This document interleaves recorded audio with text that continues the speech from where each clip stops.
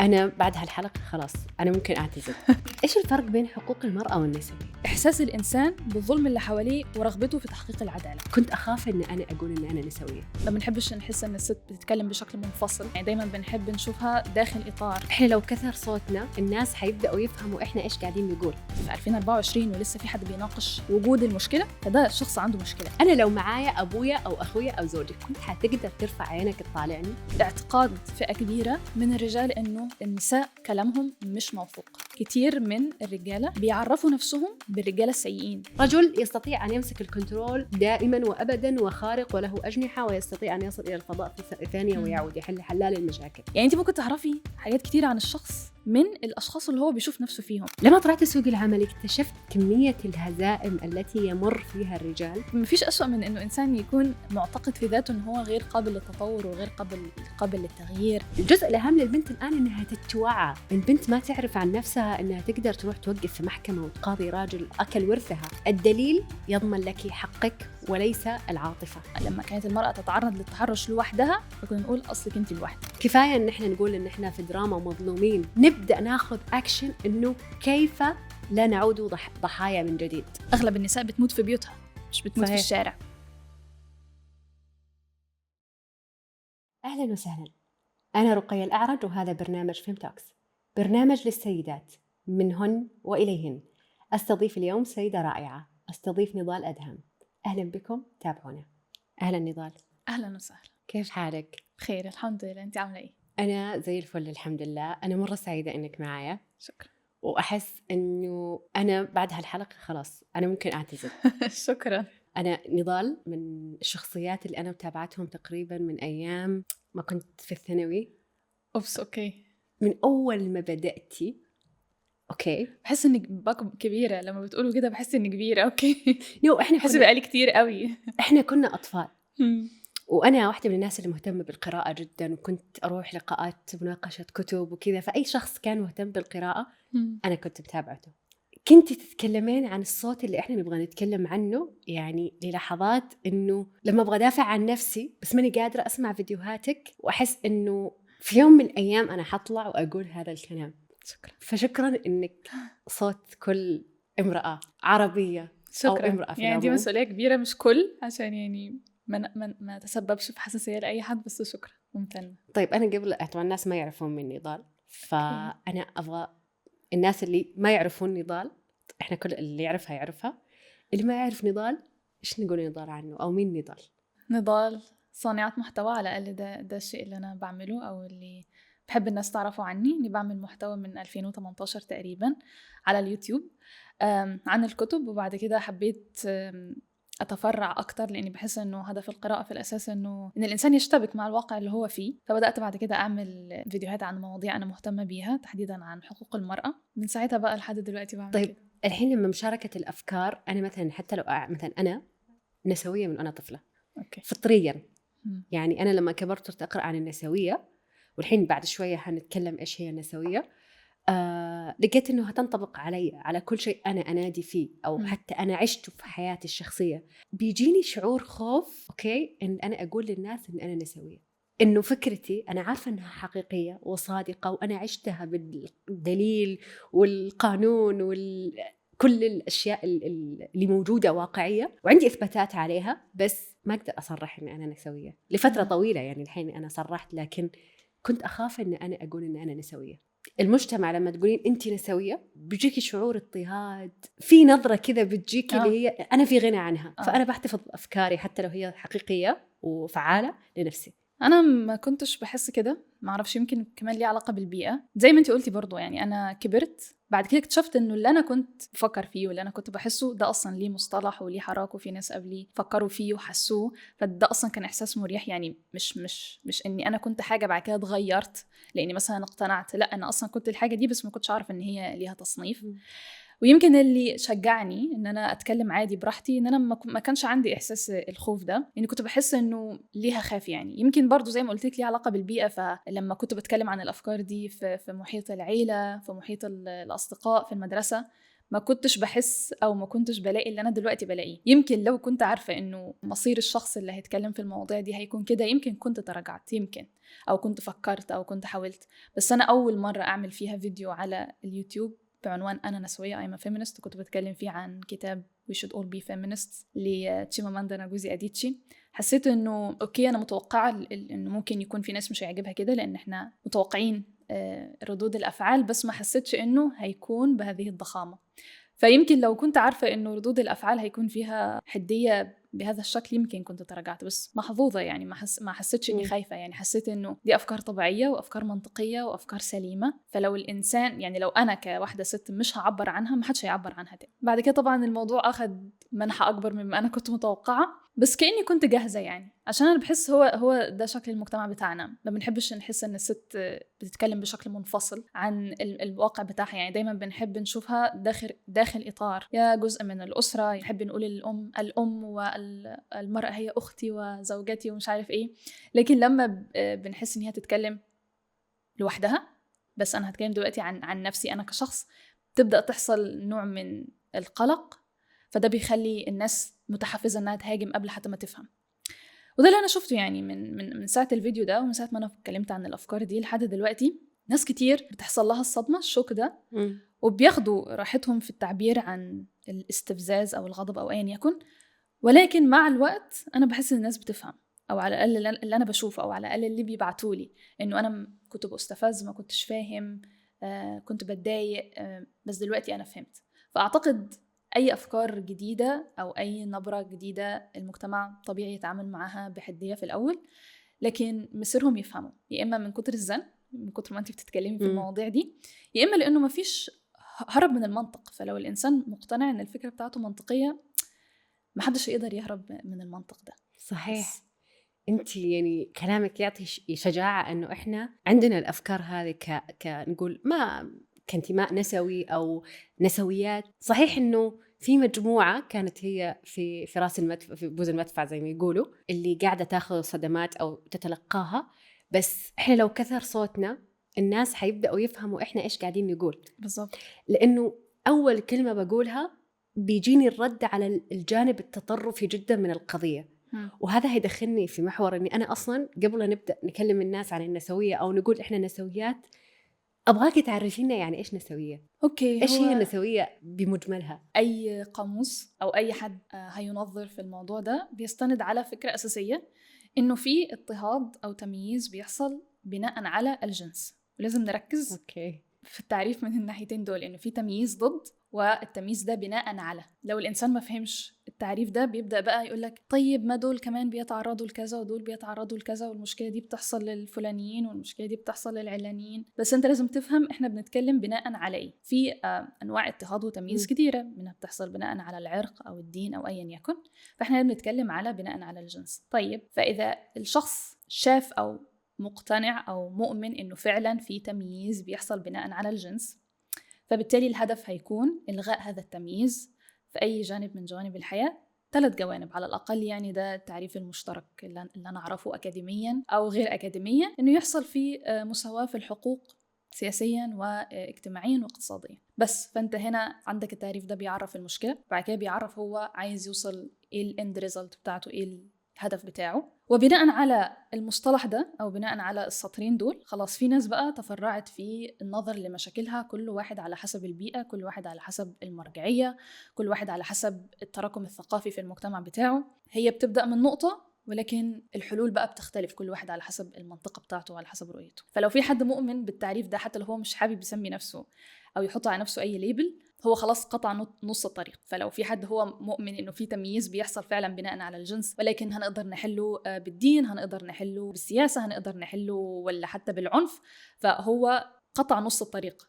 هو خلاص نسوي، سواء هو مقتنع أو مش مقتنع. واو. بس وهذا كذا نلاقي كثير ناس حولنا نسويين، رجالا ونساء. بالضبط. ما هي زي ما انت قلتي في البداية، أنا فطري نسوية بالفطرة. هي الفكرة مش نسوية بالفطرة، هي الإحساس الإنسان بالظلم اللي حواليه ورغبته في تحقيق العدالة. بس واو. أي مصطلح أو أي فكرة فيها إنسان أو بتتطلب إنه الإنسان يكون حاسس إن في ناس بتتعرض لشيء وهو حابب يرفع عنهم هذا الشيء، هيلاقي إنه المصطلح ده ينطبق عليه. ده مش معناه إنه بالغصب أنتوا لازم تكونوا نسويين يعني، بالعكس. أنا مثلا بنات كتير بتبعت لي أنا مؤمنة أنا، بس أنا بخاف من بابايا، بخاف من أخويا، بخاف. الليبل مش مهم يعني. أنا دايما بقعد أقول يا جماعة محدش هيديكم مرتب، مش هتدخلوا مؤسسة هتاخدوا كارد يعمل لكم تخفيضات. يعني لو عدم تسمية نفسك بشيء هيريحك من صراعات تانية كتيرة، عادي ما تسميش نفسك. ولكن مهاجمة الشيء أو الاعتراض لغرض الاعتراض فقط هي دي الحاجة اللي بتستفزني. يعني أنا مش هدفي إنه الناس تقول أنا خلاص بقيت نسوية، مش هستفيد حاجة.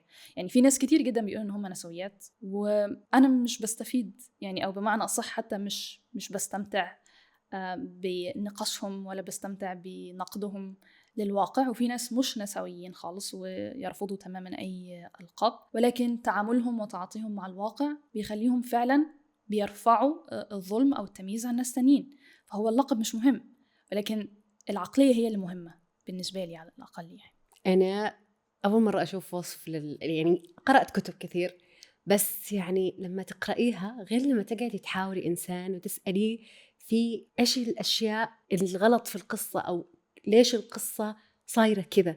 الحوار دائما بيفتح الآفاق لإنك تحس إنك إنسان طبيعي. خاصة لو جيت تكلمت عن رقية، فأنا عشت في بيئة كانت تضطهد المرأة إجمالاً. يعني من طفولتي عرفتي البيئة اللي 7 سنوات منعوني من اللعب، ومفاقمات، منع من الدراسة، إجبار على الزواج، منع عن العمل. وأنا لي قصة كفاح حياتية عشتها أنا شخصيا. يعني أنا كرقية عشت وشفت قدامي النساء اللي كانوا يجوا مضروبين جسمهم أزرق يرجعوهم لأزواجهم، الأب اللي عشان البنت سوت شيء غلط يطردها من شفت أشياء كذا. أنا لو أكتب عنها روايات يستحيل إن أحد يصدق إن هذه موجودة على أرض الواقع، بس موجودة. والصادم أكثر إني شفتها موجودة في بيوت كثير، بس ما في أحد قادر يتكلم. ناس تخاف، الناس تخاف تقول إنه في ظلم. إذا الظلم وقع على الرجل تلاقي العالم كله كان حولي يستميت. شلون واحدة تسوي في رجل كذا؟ بس هل هذا في العالم كله؟ لا، بس لكن موجود. حتى لو بنسبة 5% 10% هو موجود. هي قضية موجودة تستحق. وحتى مش محتاج ان انتي تجملي يعني الموضوع تقولي 5% 10%. النسب يعني اصعب من كده واكبر من كده بكتير. يعني انا اعتقد اللي متابعني عارف اني مش بحب اجامل في الحتت دي. يعني الانسان ما بيجاملش في الظلم. يعني انتي مش هتجاملي المجتمع او مش هتجاملي اي فئة في الحياة في الظلم. وموضوع التمييز ضد النساء في الوطن العربي او في المنطقة بتاعتنا، يعني أنا بستغرب إنه ممكن حد لسه يناقشه. يعني أنا بتقبل إنه حد يناقش طرق الحلول مثلا، بتقبل إنه حد يناقش وصف المشكلة مثلا، لكن إنه في 2024 ولسه في حد بيناقش وجود المشكلة، فده شخص عنده مشكلة يعني. يعني في بقى عندك مشكلة كبيرة. يعني لما يكون حد يقول إحنا ما عندناش تمييز ضد المرأة ولا ما عندناش عنصرية ضد مش عارف مين، حاجة من الاتنين. يا إما الشخص ده منفصل عن الواقع بشكل كبير جدا، يا إما هو عارف الواقع بس في حالة من النقران. وده بقى يعني النوع ده أنا ممكن أتفهمه، لأن لما الإنسان بيعي بالمشكلة زي ما بيقولوا you cannot unsee what you have seen. ما تقدرش تعمل نفسك ما شفتش حاجة أنت شفتها. ففي ناس بتحاول بقدر الإمكان لحد آخر لحظة يعملوا نفسهم مش شايفين المشكلة، عشان هم عندهم ضمير صاحي جدا وعارفين ان هم لو شافوا المشكله هيضطروا ان هم يشتبكوا مع يشتبكوا في نقاش، يشتبكوا في رفع الظلم، هيحسوا بالمسؤوليه تجاه المشكله دي بعد كده. فبفهم الناس دي يعني، عشان خاطر بحس ان هم بيقاوموا الى اخر رمق ان هم ما يشتبكوش مع الواقع اللي هم عايشين فيه. بس هو هيحصل يعني عاجلا او اجلا هيحصل ان انت المشكله هتوصلك او هتحس بيها او هتمسك انت شخصيا. فملوش داعي ان احنا نقاوم ويكون في المقاومة تكذيب للضحايا وفرهدة بقى في الإقناع. يعني احنا في غنى عنها. خليني احكي لك موقف كذا out of record. يعني هو ريكورد بس يعني خارج النص. قبل يومين أنا كنت طالعة من دوامي وفي كان حلاق على الزاوية جنبنا. هذا الحلاق كان قاعد في مجموعة شباب بشكل يومي. تمام، كل بنت تمر طلعونها من فوق لتحت. أنا كل مرة كنا نسكت. البنات بيخافوا يمروا لأنه شكلهم شوية زي ما حقول مجرمين، بس نظراتهم مريبة. مش أنا ممكن أشوف أحد مثلا شكله غريب فأطاله، لا، نظراتهم مريبة وفي أماكن مركزة. خبيرات كلنا في أنواع في التمييز يعني. القصة إنه أنا فجأة في آخر مرة انهارت. كنت قاعدة أركض اوكي، العبايه انفتحت وانا اركض، كان عندي ميتنج مره ضروري مع محامي، اوكي، وقضيه يعني موضوع، فانا اركض وهو طالع. وقتها جاني صوت انه انا امراه مكافحه وفي اشخاص يعني فارغين، اوكي، وما لهم حق انهم يحسسوني هذا الشعور. اني انا حسيت اني ممتهنه في هاللحظه في النظره هذه، ولفيت عليه صارخت عليه. كنت اسالك سؤال، انا لو معايا ابويا او اخويا او زوجك كنت حتقدر ترفع عينك تطالعني؟ طبعا الناس كلهم هدوا، واخر اليوم وانا ماشيه كلهم لف وجههم، والبنات الحمد لله طلعت بشرت بنات المكتب انه انا اخذت الاكشن. القصه وين؟ القصه اني انا حكيت القصه في الستوري عندي. الغريبه انه جاني ردود من الرجال ان انت متوهمه، انت متوهمه، انت ظلمتي الرجل، انت مدري ايش، انت. قلت انا مش مضطره احكي لكم، وممكن الكاميرات موجوده في المنطقه اجيبها لكم كيف كانت نظراته وين صدقيني متركزه. هم عارفين، بس بينكروا حقيقة إن أنا استفزهم إني تكلمت عن الرجل. وأنا ما تكلمت عن كل الرجال، أنا تكلمت عن رجل سوى فعل سيء. لو البنت سوت هذا الفعل أصلاً برضو حنقول لها نفس الكلام. لو هي سوت هذا الفعل، لو بنت بتبص على بنت بطريقة مش مريحة هنقول لها يعني هو الفعل مستنكر. ليش؟ أنا جاني صدمة كده لوهلة، قلت الحي كله عارف القصة، الحي كله متأذي، شلون تتكلمي عن القصة؟ أنتي موهومة. وبعدين فكرة الوهم دي يعني هي لها تاريخ إرث، يعني اتهام النساء بالتوهم، واتهام النساء بالهلوسة، واتهام النساء باختلاق الأشياء. فهي تقريبا حاجة في الجينات، معرفش من كتر ما تعودوا إنها تحصل، فأصبح ده رد الفعل الأولي، إنه الحاجة دي ما حصلتش أصلا.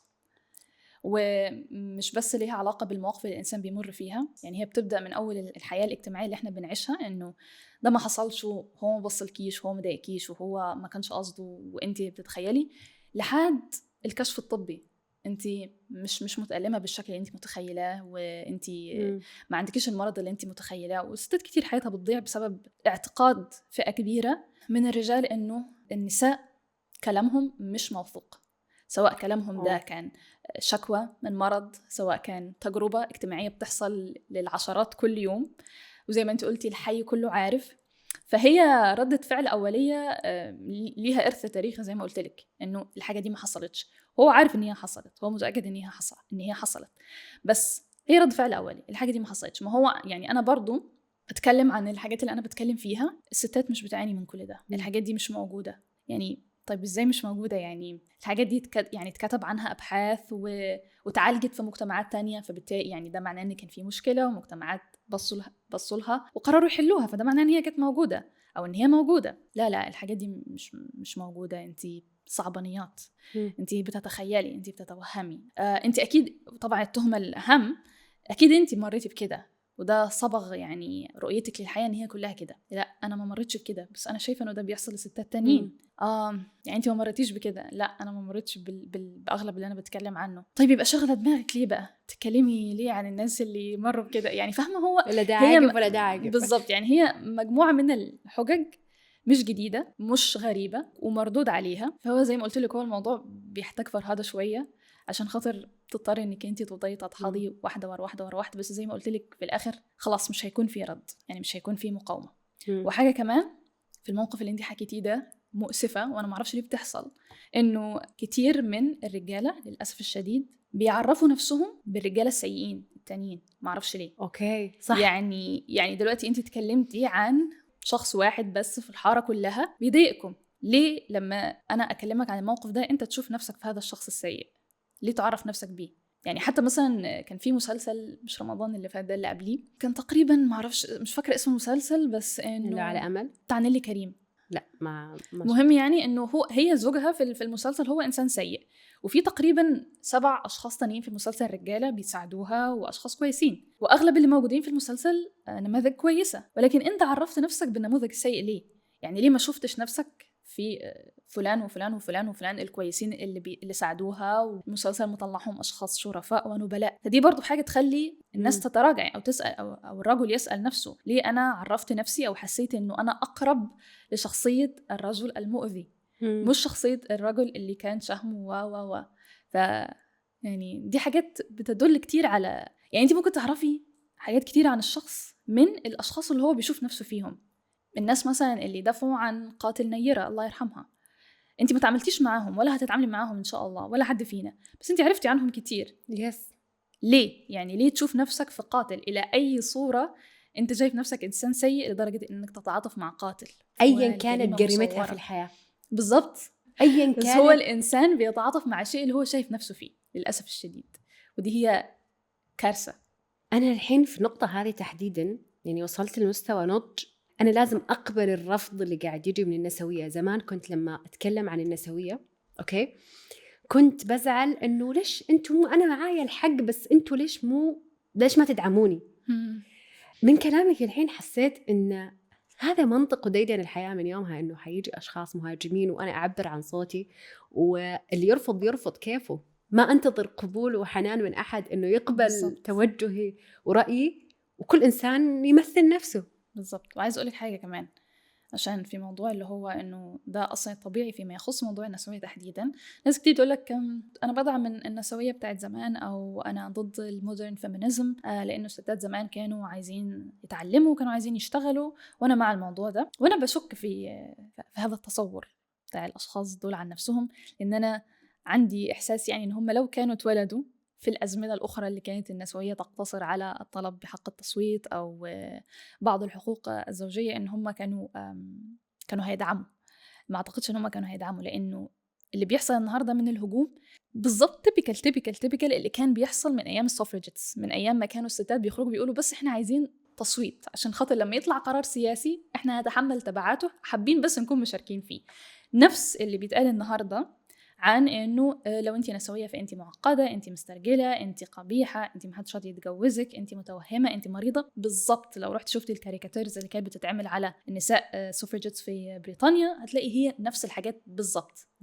فالاعتقاد إنه أنا ضد الموضوع لأنه إحنا في العصر الحديث، بس أنا كنت هدعم هذه الحقوق لو كنا في عصر آخر، ده توهم. يعني بحس العقلية المايند سيت بتاعت الإنسان في 2024 مش هتختلف عن 1800 وحاجة ولا. تدرين إنه في فترة معينة كنت فعليا من كثر ما كان ينقال هالكلام، وإنه كنت حاولت إني أنا أتخلى عن الظاهر الخارجي للأنثى، يعني إلى وقت قريب، بس اللي أنا حسيت إنه من حقي أكون أنثى كاملة الأنوثة كاملة التزين وكل شيء، وأعبر عن صوت المرأة، لأنه مو لازم أكون مسترجلة عشان أقدر أتكلم وأدافع عن أي امرأة في الحياة أو أمسك هذا الدور. وعلى فكرة اللي انت عملتيه ده يعني على مستوى فردي، يعني تجربتك على مستوى الفردي هي برضو جزء من تجربة الحركة ككل.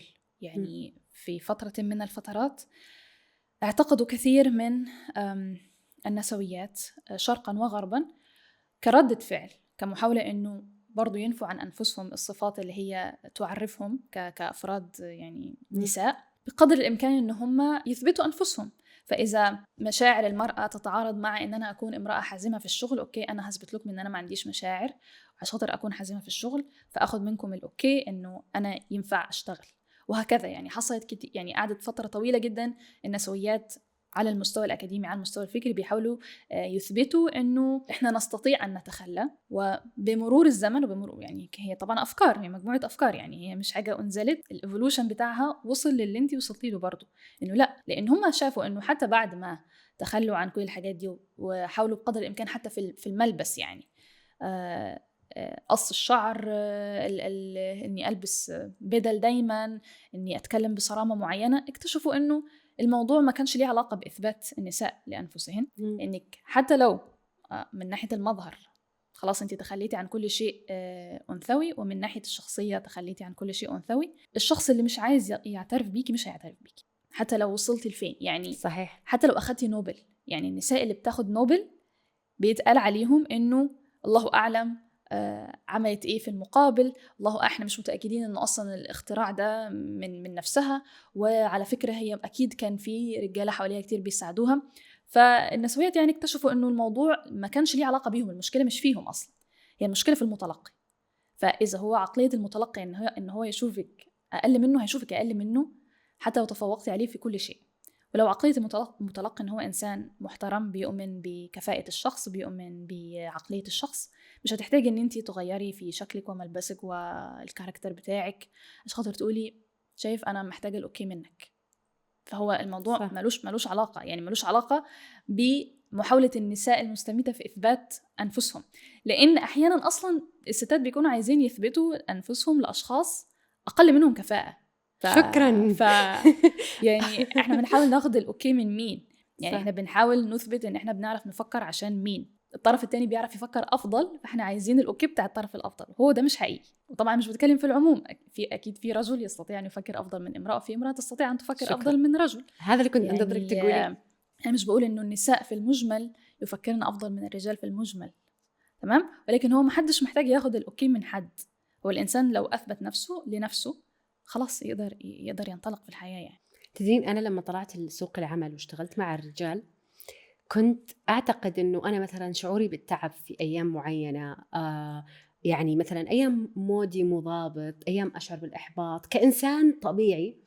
وصورة الرجال بالنسبة لي اللي ورثتها من طفولتي إنهم ملائكة لا يشعرون لا يتكلمون، ولو كان هذا أصلا سلبي في لصالحهم ما هو شيء إيجابي، ولكن الصورة النمطية العامة للرجل إنه رجل يستطيع أن يمسك الكنترول دائما وأبدا وخارق وله أجنحة ويستطيع أن يصل إلى الفضاء في ثانية ويعود يحل حلال المشاكل. لما طلعت سوق العمل اكتشفت كمية الهزائم التي يمر فيها الرجال لا تعد ولا تحصى.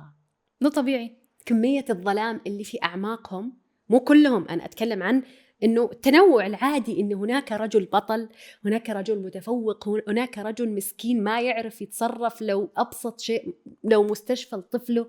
فجئت إنه طبيعي إنه يكون في تنوع، إنه أنا أشعر ببعض الهزائم في حياتي، ولقيت رجل مظلوم كمان بالضبط، ولقيت رجل انضحك عليه، ولقيت إنه كل شيء كانوا يخوفونا منه إن إحنا نطلع للحياة عشانه هم يمروا فيه بالفعل. وإنه التميز، يعني هذا الشيء كان صدمة بالنسبة لي. قعدت فترة طويلة أصدقه وأستوعبه. تكتشفي المدمن عشان ينسى أحزانه، وتكتشفي إنه اللي يدخل في علاقات متعددة عشوائية، والسايكو والرجل الكريم المعطاء الشهم. وشفت التنوع وشفت قدرات ذهنية مختلفة، واكتشفت إنه أنا مو أفضل واحدة في الحياة، ماني الخارقة، بس أنا أفضل من بعض الرجال، وفي رجال أفضل مني، وفي نساء أفضل من هؤلاء الرجال، وهي أفضلية فردية. هي دي التجربة الإنسانية بالضبط، هي دي التجربة الإنسانية. يعني حتى ده فيه ظلم حتى للرجال المتفوقين فعلا، إنك بعد كده تيجي تقولي إنه الرجال كلهم زي بعض، أو دي طريقة تعاملهم مع الموقف، أو ده الطبيعي إن هم يعملوه، أو ده مش طبيعي إن هم يعملوه. إنك زي ما قلتي في رجل قوي وكريم ومتفوق في هذه الناحية، وفي آخر ما عندوش المواصفات دي. بس ممكن لو خرجوا من برا المجال ده نكتشف إنه اللي كان قوي في حتة ضعيف جدا في حتة، واللي كان ضعيف في حتة قوي جدا في حتة تانية. فاختزال أصلا يعني تجربة الناس بناء بس على هم رجالة ولا ستات يعني مش منطقي بالنسبة لي، مش ظالم للطرفين يعني. للطرفين بالزبط. يعني حتى الرجل انه يضطر انه يكون في كاركتر معين، وهو على قولة كانت كلمة في مسلسل اذكرها، في مسلسل اللي صار ترند لنور غندور اللي في الكويت، اللي هو بتاع رمضان ده. ايوه المهم المسلسل كان في عبارة انه كان في ولد صغير ما يعرف يدافع عن نفسه، بس مرة عبقري وفنان، عنده روح الفن، رسم ومدري إيش.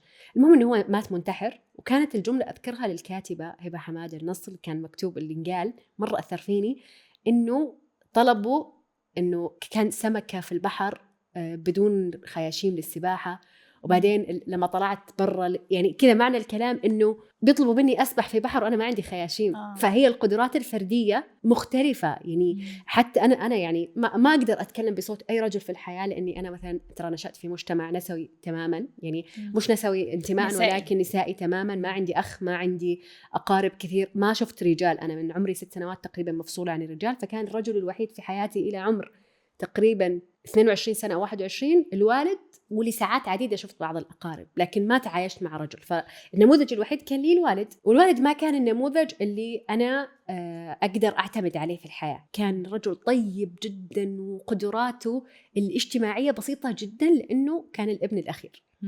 فكان رجل حنون، عرفتي الرجل الحنون اللي ما يقدر المخاطر ما يقدر يواجهها، يهرب منها. فمنها أنا بدأ يجيني استفهامات إنه اللي بشوفه عن الرجل، طب بابا مختلف عن باقي الرجال، بابا حنون مو زيهم مثلا، يعني في جوانب بابا بيطبخ لماما، بابا بيغسل الغسيل لو ماما تعبانة. حسيت إنه في مشكلة، فأنا ما أقدر أتكلم بصوت الرجال، ولكن إنه التنميط، إنه وضع المرأة في قالب أو الرجل في قالب، ونفي القدرات الفردية بين كل فرد رجل بيمنع أو امرأة. تطور كمان، بيمنع تطور الفرد بشكل مش طبيعي. لأن الستات يعني بتوصل سن كبير جدا معتقدين ان هم اصلا ما عندهمش القدره الفلانيه، مش انه القدره دي ضعيفه، هم عندهم اعتقاد انه ما عنديش. نفس الشيء الرجال برضو بيوصلوا لمرحله ما بيبقى عنده اعتقاد انه انا ما عنديش المهاره الفلانيه، المهارات مثلا الاجتماعيه، مهارات زي التعاطف، زي الحاجات دي. وفين بقى عبال ما كل واحد فيهم يمر بتلطيشات من الحياه عشان خاطر تقول له لازم هتطورها غصب عنك. يعني كونك امرأة مش هيحميكي من انك انتي تطوري المهارات الفلانية والقدرات الفلانية، وكونك رجل برضو مش هيمنع ولا هيحميك من انك تطور الجوانب الفلانية. ففكرة التنميط دي واعتقاد انه احنا اتولدنا كده وانتهى هيخلي الانسان يعني ما يتطورش. مفيش اسوأ من انه انسان يكون معتقد في ذاته ان هو غير قابل للتطور وغير قابل للتغيير. قد ايه علاقات بتبوظ، شغل بيبوظ، ناس بيخسروا يعني خسارات مادية ومعنوية كبيرة جدا، لأن هم معتقدين إنه أنا ما باليد حيلة يعني. بس هو باليد حيلة يعني. تدرين خليني شوفي، احنا الحين قاعدين نتحاور. الجميل اني انا مجرب وانتي يعتبر ما حقول مختص، ولكن انسان قارئ ومثقف وشايف القصه من برا، مو عايش التجربه نفسها، فقاعده تشوفي الموضوع بشكل محايد. انا ممكن اكون عندي نوع من مو محايده، لانه انا صاحبه قضيه وانا عشتها، فممكن اتكلم بحماسه اكثر عن الموضوع. بس دائما اقول لهم لو جبتوا رجل وبنت، بنت وولد وهم صغار، اوكي، وأقنعته الولد إنه لو قص شعره رجله حتوجعه للمدار لين يصير عمره 21 سنة، كل ما يجي يقص شعره هيحس إن رجله توجعه. والبنت نفس الفكرة. فلما تيجي تحط بنت عندها 21 سنة ورجل عنده 21 سنة، بس مدخلات البنت غير الولد، والبنت تنجح أحسن من الولد، فهنا نقول البنت هذه خارقة لأنها كسرت معتقدات. ونفس الفكرة لما نلاقي رجل طول الوقت يقولوا لا تبكي، لا تتكلم عن مشاعر، يعني وات ايفر ايش القيود اللي يحطوها له، لما يجي يحقق فهو انسان قدراته انه قدر انه هو يكسر قالب معين. في هذا الشأن عموما انا احس ان الجزء الاهم للمرأة الحين اللي انا اقدر اساعدها فيه، انا ما اقدر اساعد الرجل لاني لا اعرف اي شيء عن هذا العالم ولا اتكلم عن حقوقه، لاني انا ما اعرف هو ايش، ما اقدر افتي فيما لا افقه. ولكن أنا أقدر أن أنا أساعد البنت اللي زيي، اللي أنا مريت أنا وهي في نفس الطريق وعارفين. الجزء الأهم للبنت الآن أنها تتوعى. للأسف أنه جزء كبير من اللي البنت تمر النسويات يمروا فيه عموما، أو أي بنت في الكوكب، هي عدم وعيها بأشياء معينة. يعني البنت ما تعرف عن نفسها أنها تقدر تروح توقف في محكمة وتقاضي راجل ظلم أكل ورثها، بيتم تخويفها عاطفيا. البنت ما تعرف قانونيا أنها لو أشياء كثيرة في حقوقها لو متحرش مسك كيف تثبت عليه. يعني أنا أخذت وقت طويل جدا كانوا يتهموني أنا الغلط فيا أنا، بحكم أني أنا عملي مليء بالمواقف وكذا، وأنا خبراتي الحياتية قليلة في المجتمع. وصلت إلى مرحلة أنه فهمت، أخذت وقت طويل جدا عشان أفهم أنه لما أحد يأذيني لازم يكون في إثبات. يعني بكائي في المحاكم أو أمام القضاء لن ينفعني، إني أقول إني مسكينة لن ينفعني، إني أقول إنه أنا صادقة فعلا هذا صار ما راح ينفعني. بعد وقت طويل أخذت يعني سنين وتجارب، وإنه الدليل هو اللي يضمن لك حقك وليس العاطفة. عاطفتك اللي بيستخدموها في البداية عشان يستدرجوكي هتستخدم ضدك لاحقا. بالضبط. فأخذت وقت طويل عشان أفهم، أطلع من دور الضحية وأكتشف إنه أنا اللي في إيدي الكنترول وأنا اللي أختار، وإن المواقف اللي أواجهها لازم أكون حكيمة فيها، وأتقبل أصلاً فكرة الظلم والعدل في الحياة. فأحس البنت المرأة ينقصها الحين في هذا الزمن الظلم والعدل في الحياة. فأحس البنت المرأة ينقصها الحين في هذا الزمن الوعي، لأن عندها محاكم تدعمها، عندها قضاء يدعمها، في سوشيال ميديا، في كل شيء يدعم المرأة. إذا كان عندها الوعي كيف ممكن تستخدم الأدوات دي. بالضبط. حتى في ضمان حقوقها. يعني أي ظالم في الدنيا في كل قوي في اللي أقوى منه. أنا أحس الجانب اللي أنا كذا قلت، حسيت إنه ممكن أقدم دورات على مستوى الوطن العربي عن القانون الدولي للمرأة لكل البنات. فكرة حلوة، أدعمها. يعني أنا حسيت إنه هذا أنا في نفسي لما رحت المحاكم تعبت مرة عشان أوصل إلى محامي شاطر يقدر يجيب لي حقي في القضايا.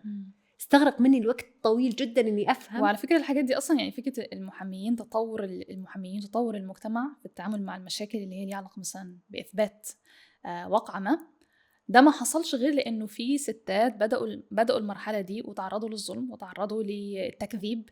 يعني أنا دايما بفتكر حاجة لما حد بيجيب سيرة الموضوع ده، حصلت في مصر من كام سنة حادثة شهيرة اسمها الحادثة بتاعت أنظران، البنت اللي كانت واقفة في الشارع وواحد حاول بقدر الإمكان هي تركب معاه وتحرش إلى آخره، وكانت تقريبا يعني من أوائل الحوادث اللي بنت تقرر إنها تستخدم أداة معانا في إيدينا طول الوقت اللي هي الموبايل، وصورت الموضوع واستخدمت أداة السوشيال ميديا إنه أنا تعرضت للموقف الفلاني. أنا فاكرة وقتها لأن أنا كنت يعني في الجامعة كنت متفاعلة جدا مع الموقف. أغلب الناس اللي حواليا وهم ناس كويسين، يعني مش بقول الناس مش كويسين، رجالا ونساء، كانوا مستنكرين فكرة إن هي تصور.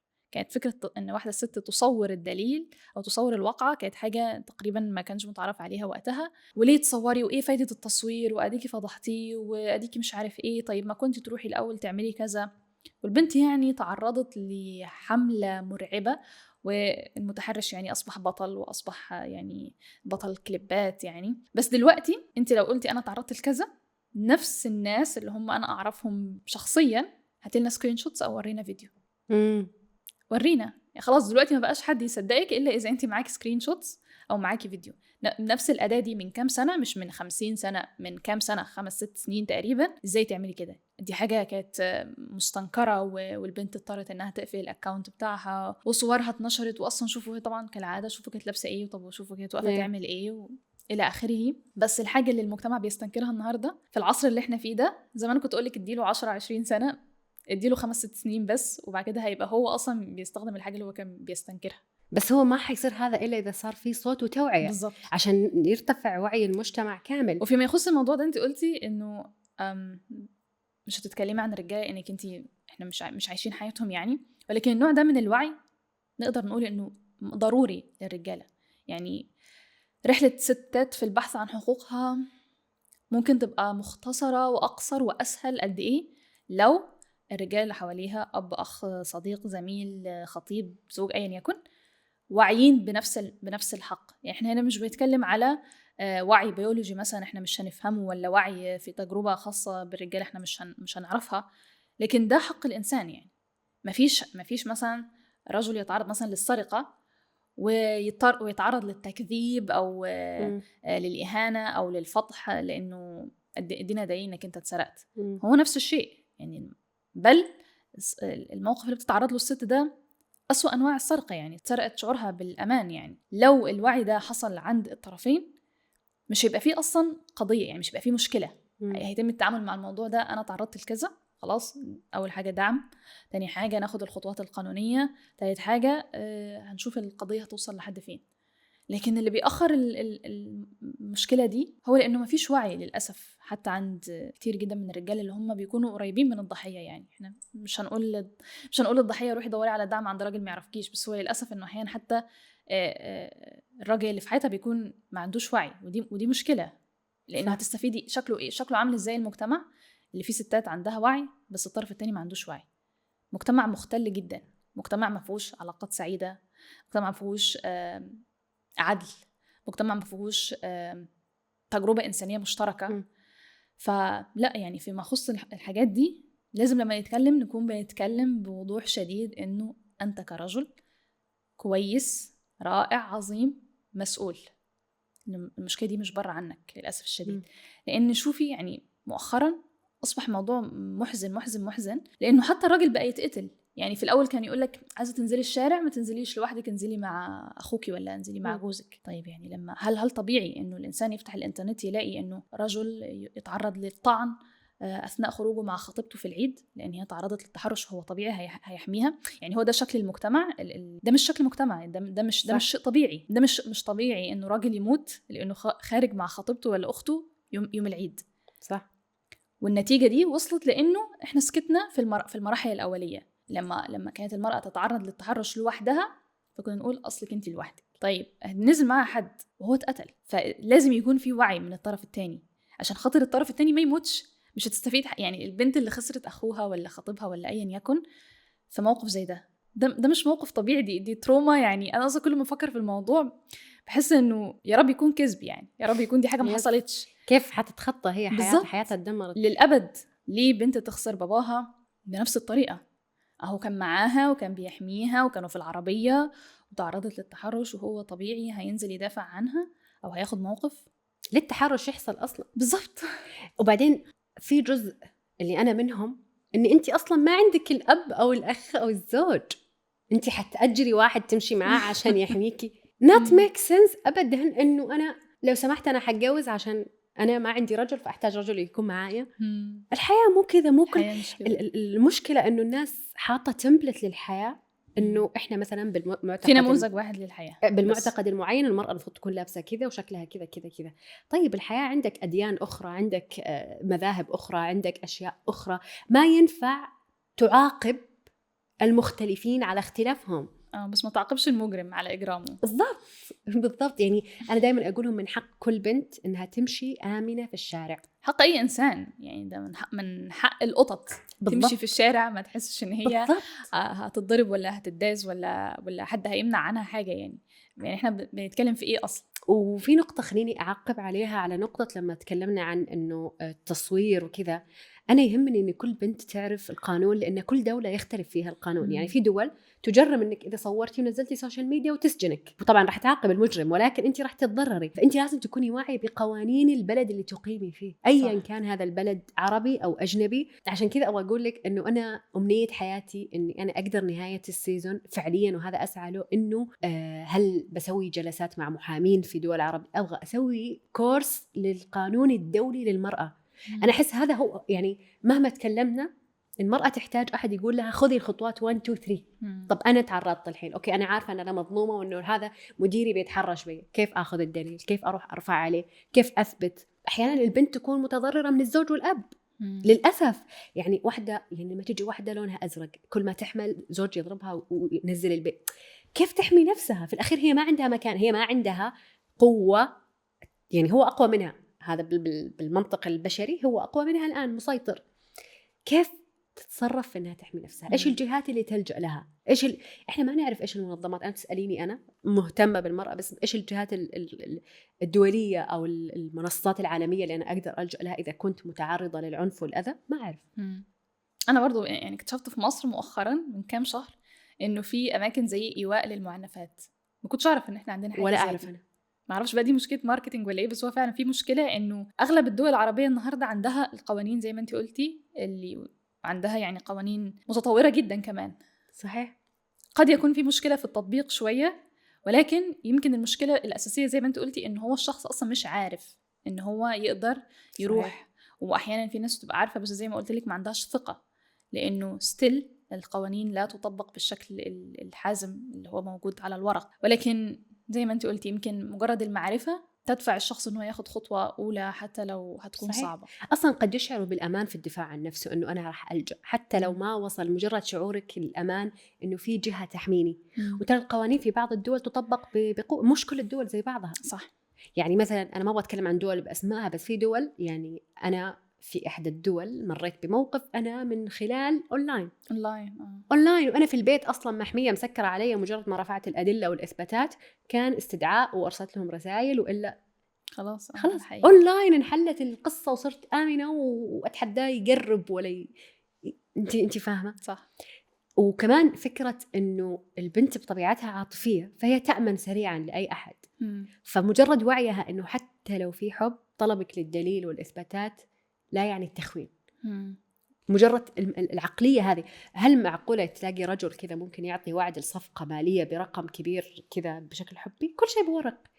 البنات إحنا أغلبنا، الجزء الأعم والأكبر، ما عندنا هذه الثقافة في إنه حقوقنا تثبت. في بنات يتزوجوا على كلمة أني بعطيك كمية مهر معين ويلا تزوجنا. التجربة أعتقد إن هي ملهاش علاقة بالطبيعة قد ما ليها علاقة بالتجربة. يعني تجربة كتير جدا من البنات بتعتمد على الكلام، على عكس مثلا أنت ضربتي مثال الصفقة والرجل، لأنه ببساطة شديدة الرجل لم يمر بتجربة أنه روح يتكلم في البزنس من غير ورق. ده في قانون البزنس أو في قانون الرجال عامة دي سذاجة، ده هبل.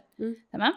لما تمنعي الطرف الآخر من تجربة إنه ما ينفعش تعملي كذا، أو ده مش المنطقي، أو ده مش المتعارف عليه، هيتطور عندهم الموضوع. يعني هيفهموا بعد كده إنه الحياة بتمشي كده. لكن لو أنت منعت الناس من التجربة، يعني لو جبتي راجل يعني كدليل إنه الموضوع ملوش علاقة بالطبيعة أو بالفطرة، ليه علاقة بالتجربة، لو أنشأتيه في مجتمع إنه والله إحنا في المجتمع ده بنعمل البيزنس بناء على الكلمة، خلاص هو هيكبر معتقد إنه هو مش محتاج ورق، مش محتاج محاميين، معتقد كده. ده ممكن يعرضوا في مجتمعات أخرى للسرقة وللنصب. نفس الشيء في بنات كتير جدا بتكبر من سن صغير في وعي، حتى لو هتتصرفي بمشاعرك، حتى لو دي علاقة، حتى لو لازم يكون في أدلة، لازم يكون في صح. منطق. في بنات تانية ما بتكبرش محدش بيتكلم معاها أصلا في المواضيع دي يعني. صحيح. فهي بتكبر تحاول بقى تقلد مسلسل ولا على حسب. فهي ليها علاقة بالتجربة. يعني عاطفة الستات وعاطفة الرجالة مش حاجة تعيب أي طرف فيهم، ولكن كل شيء في الحياة محتاج تهذيب، حتى العقلانية محتاج تهذيب. صحيح. يعني حتى الإنسان اللي معتقد أنه هو عنده عقلانية أو أنه هو بيفكر بالمنطق، المنطق ده لو ما حصلوش تهذيب بالشكل الكافي هيتحول إلى شيء زي الآلة مثلا، ممكن يتحول إلى قسوة، ممكن يتحول إلى براغماتية سيئة. فكل شيء في الحياة محتاج لتهذيب يعني. عشان كذا أنا أحس يعني كبرت الفكرة في راسي، بكرة تلاقين فيم توكس كورس للقانون الدولي للمرأة. هو فعليا أنا بالنسبة لي أحس بالأمان والحماية كثير في مواقف نجيت منها بسبب الأدلة. يعني كان مرة صعب علي أصلا في أول قضية طحت فيها إنه مطلوب مني أقرأ العقود. أنا ولا في حياتي قرأت عقود أملاكي. خلاص أنا بابا اشترالي العقار المعين، أو أنا مثلا بابا عقد الصفقة المعينة عني. أنا ما عمري تعرضت إني أفهم. وبعدين كان مرة صعب الفكرة نفسها نفسيا، مش الفعل نفسه. الفعل نفسه مرة بسيط، الفكرة الشعور كيف كان صعب إنه أنا الحين صار دوري إني لازم أقرأ يعني إيش عقد أصلاً كان. وكمان على فكرة الموضوع ليه علاقة يعني بعيداً عن كل الكلام الجد ده، الموضوع برضو ليه علاقة. يعني أنا مثلا برضو لو بابايا موجود في الحاجة أنا ما بشغلش دماغي خلاص، تمام. يعني أنا واثقة إن أنت هتعمل الحاجة الصح، واثقة إن أنت هتعمل الحاجة المظبوطة. أنا مش محتاجة إن أنا أشغل دماغي، مش هراجع وراك يعني. فده برضو من الحاجات، يعني دي حاجة إيجابية إنه الإنسان، إن المرأة مثلا يكون عندها حد تأمن له جدا 100%. ولكن بيتم استخدام النقطة دي، رغبة المرأة مثلا إن هي تشعر بالأمان أو إن هي تدلل، بيتقالها بقى إنه لو اضطريتي بعد كده إن أنت تعملي حاجة عكس كده ده شقاء للمرأة، وده خروج عن طبيعتك، وده خروج عن مش عارف إيه، وده مش سليم. لأنه ربنا يحفظ كل الناس اللي احنا بنحبهم ممكن ما يبقوش موجودين في يوم من الأيام. صحيح. وهتضطر إنك هتقري الورق. بالضبط، بابا توفى، أنا الحين مضطرة أمسك بالضبط عقود الورثة. it's fine لو مش عايزة تقري الورق، بس اتعلمي تقريه. لو اضطريتي في يوم من الأيام إنك انت تقريه هتبقي قادرة إن انت تقريه مرتاحة ومبسوطة إنه في حد بيقرأ لك الورق دلوقتي. عيشي حياتك انبسطي، يعني محدش يقول لك اقري الورق وراجعي ورا باباكي أو خونيه أو أيا يكن. لا هي مش تخوين، هو الفكرة الخيانة ما تجي من الأب، ممكن تجي فيما بعد، ممكن تيجي من الأب برضو يعني قد، يعني هي واقع. بس أنا أتكلم إنه مو شرط إنه مفهوم إنه أنا حقرأ عشان أنت ممكن تخونني. لا أنا حقرأ عشان أنت لو ما كنت موجود ممكن أحد اللي بعدك بالضبط يخونك. عشان أحميك أنت قبل لا أحميني. وحتى بعيدا عن التخوين مش هتعرض للخيانة خالص، ما فيهاش مشكلة لو اتعلمت مهارة إن أنا أعرف الدنيا ماشية إزاي. بس يعني أنا ما بحبش أسوق خالص، بس معلش حاولي تتعلمي عشان لو اضطريتي إن أنت تسوقي. لسه ما تعلمتش بس يعني مقتنعة بالمبدأ. يعني زي تايكوندو تعلمي مو عشان أنت تروحي تصير تبقي بلطجية، بس بالضبط إنه عشان ممكن تحتاجي موقف تدافع فيه عن نفسك. بالضبط. هذا اللي أنا أحاول أزرعه. يعني أنا أتخيل أنا في المستقبل إن شاء الله إذا يوم من الأيام صرت أم لابنة راح أعلمها نفس العلوم اللي تعلم للرجل باختلاف الأدوار اللي ممكن أعطيها لها في الحياة. ولكن ما أغلب الأشياء اللي كانوا يمنعوني عن عملها وأنا صغيرة عشان أنا امرأة مو لعجزي عن عملها، ولكن إني لم أتعلم كيف أعملها. يعني أنا لم أتعلم كيف أروح أقعد على طاولة مفاوضة في العمل في المال مثلا. فقعدت فترة طويلة أشتغل بلا مقابل لأن أنا خلاص استوعبت إنه بابا قال لي أنا موجود أصرف عليكي كل شيء. شكرا إنك انتي ضربتي المثال ده، لأنه هدي مثلا تبدأ كتجربة فردية. يعني تبدأ بأنه الستات ما بيتعلموش عن الفلوس، سواء إدارتها أو تحصيلها أو المطالبة بيها، لأن هم خلينا نقول الأغلب مثلا تجربته إيجابية. خلاص أنا باباكي وأنا هعملك اللي انت عايزاه.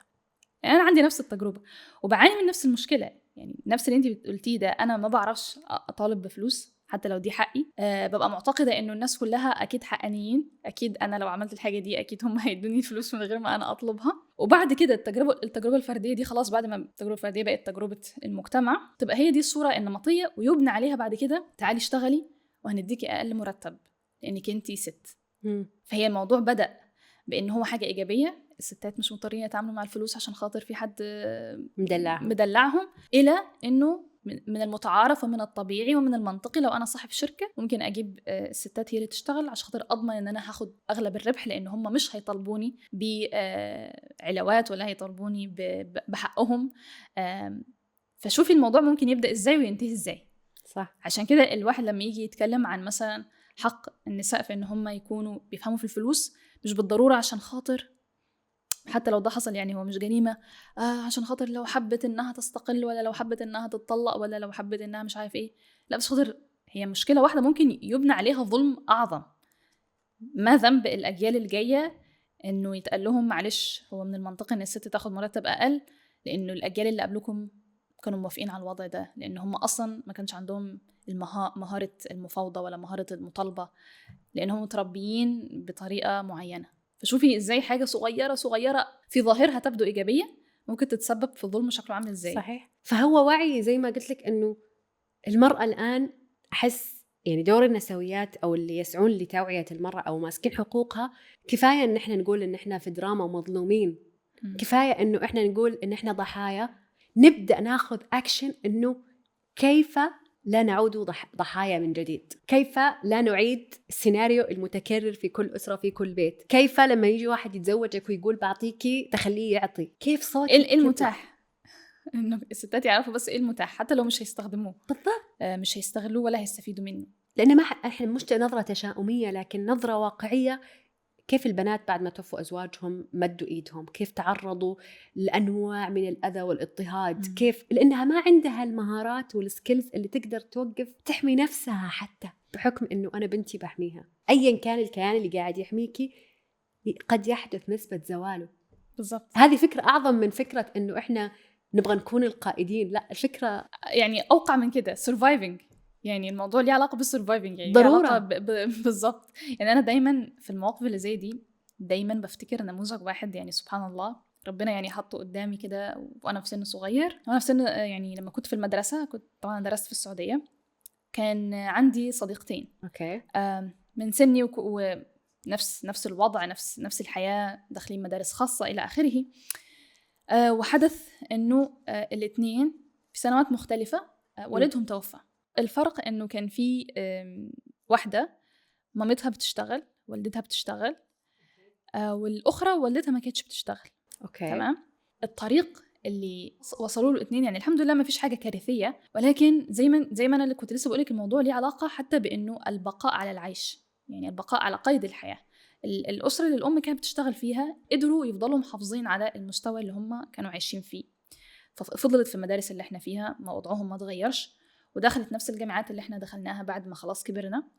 في حين انه للأسف الشديد يعني الأسرة التانية اضطروا طبعا ان هم يرجعوا من السعودية، يرجعوا لمصر، فبالتالي حصل داون جريد كبير في نوعية المدارس، أدى بعد كده انه نوعية التعليم العالي يكون مختلف. فدايما لما بفكر في الموضوع ده مش بفكر بقى بفكرة تحقيق الكيان والاستقلال واني اسيطر واني اعمل، انا بس بقول قد ايه انه ممكن فرد واحد في الاسرة لو ممكن الاسرة كلها تنجو بليفل معين. انا ما بقولش ان الاسرة تانية لم تنجو، الحمد لله ربنا يديم عليهم، ولكن شكل النجاة كان عامل ازاي، الاضطرار، ايه انواع الخيارات. حتى الاسره دي كان عندهم خيار، كانت صاحبتي بتقول احنا ممكن خلاص نرجع مصر الى اخره، ولكن لانه كان في فرد واحد ممكن قدرت ان هي تشيل الاسره حتى الان. يعني ما شاء الله مامة صاحبتي دي يعني معجبه بها للغايه، في حين انه عدم تمكين فرد اخر كان ليه تاثير على باقي الافراد. الناس ما بتبصش لكده، يعني زي ما انت قلتي تفتح لهاش حساب في البنك لحسن تسيبنا وتمشي. يعني سوء الظن في النساء ده برضو شيء تاريخي على فكرة، يعني شيء تاريخي ومتوارث، واستخدم فيه الدين لتأكيده وتثبيته إنه المرأة في طبيعتها غدارة وشريرة وخاينة وحراميه وكل الحاجات الوحشه يعني. فبالتالي مش مسموح لها ان هي تاخد حقوق معينه، وبنلبس في الحيط بقى في الاخر. صحيح. عشان انت قدرتي تنجو، اكيد كان الموضوع صعب. اكيد لو كان زي ما انت قلتي، اكيد لو كان الفرص دي متاحه من سن اصغر والتمكين ده متقبل ومتعارف عليه عندكم في الاسره على المستوى النفسي، بس كنت هتحسي انك انت مرتاحه، انه ده الطبيعي يا جماعه، ده الطبيعي بتاع عيلتنا، انا مش بحارب في حاجه. صحيح. طبيعي ان انا بشتغل وانا عندي حساب في البنك من زمان وما فيش اي مشاكل عندنا في الورثه، وفاهمه ان يكون في ادخار، وفاهمه ايش املك وايش ورثي وايش حقوقي، كم بابا تارك لكل واحده. بالظبط. فشوفي بس انك تمكني فرد ممكن يلعب في شكل الاسره بصوره شكلها عامل ازاي، وعدم تمكين فرد ممكن يؤدي بالاسره كلها اللي هي فيها برضو رجاله يكون شكله عامل ازاي.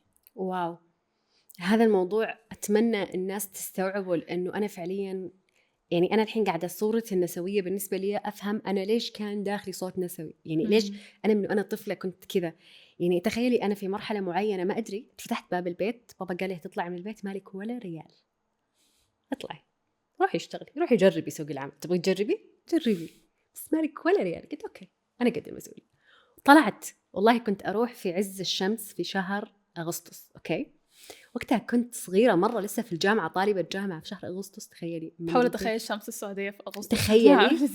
تخيلي أطلع من البيت 25 دقيقة مشي في الشمس، كنت أدخل الجيم، أوكي أخذ شاور لأن طبعا ما أقدر أطلع الدوام كذا، وبعدين وأنا طالعة نفس الشيء أرجع طبعا أخذ شاور لما أوصل البيت وأنام، وهكذا لمدة شهرين إلى أقل من شهر، يمكن شهرين. بدأ فترة تجريبية، قبل انتهائها كانوا الإدارة انبهروا بأدائي وعمدوني، وأذكر حتى اسمي نزل في التلفزيون من أول فترة تجريبية. لأنه أنا كنت يعني أنا كنت فكريا تم تهيئتي بالمهارات في المجتمع النسائي المنغلق، فلما طلعت للسوق لاحظ المسؤولين إن هذه موهوبة، الموهبة واضحة، وتوظفت. وأذكر كيف إنه من أول مبلغ أخذته ما رحت شريت شنط وميك اب، كيف إني أنا صرت أسوي جمعيات وأشتري كاميرا وأشتري عدسة، عشان يعني حاربت في هذا الطريق إنه أنا أحصل على دخل ثابت أو أتعلم طريقة الحصول على المال في وجود بابا. في مرة من المرات كنت راجعة في نص الليل، وكانت راجعة من تصوير لوكيشن، بابا مسك الكاميرا أوكي لأن شريتها ويبغى بيكسرها. إنه أنا إيش كان شعوره؟ إنه أنا إيش منقصك؟ أيوة. ليش تتعذبي وتيجي في نص الليل في تصوير؟ أنا إيش منقص فيك؟ يعني أكل شرب اللي تبونه، تعليم، جامعات، دراسة، سيارة، سواق، إيش تبغي ثاني؟ وسبحان الله كنت أقول له، تخيل هل أذكر في اليوم وقفت قلت له بابا أنت مو عايش لي العمر كله. أنا ما أدري شلون طلعت مني، بس كنت ملاحظة الخطر، ملاحظة إن إحنا 4 بنات. منطق يا جماعة، مش فاهمة الناس ليه. وما في خال، ما في عم، ما في أخ، ما في زوج، ما في. طب أنا طلعت من علاقة عاطفية، ما نجحت في زواج، طب إذا ما توفق لي إني أتزوج إيش أسوي؟ ستي اتجوزتي والراجل أفلس، تعملي إيه بقى طيب دلوقتي؟ مش هنقول بقى إن هو طلع وحش ولا أي حاجة من السيناريوهات اللي إحنا بنسمع عنها كل يوم. الراجل ربنا يعني منع عنه الرزق، نعمل إيه طيب دلوقتي؟ مش فاهمة إزاي ناس مش بتفكر كده رغم كل يوم يعني بنسمع قصة شبه دي. يعني القصة اللي انت قلتيها دي بنسمعها كل يوم، الجوازات اللي هي بتفشل ولا القصص اللي أنا لسه حكيها بنسمعها كل يوم. فأنا مش عارفة الناس مش قادرة تتطور ليه يعني. مش هيكلف الناس حاجة إن هما بس يفهموا.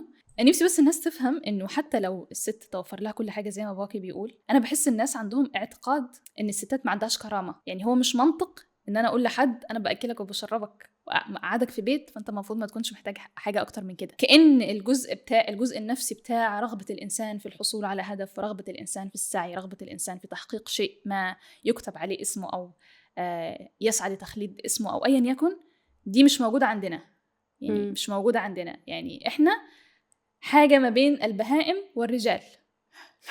لو عشنا عيشة البهائم، ناكل وبنشرب وفي أماكن بتقوينا، خلاص مش محتاجين بقى حاجة تانية.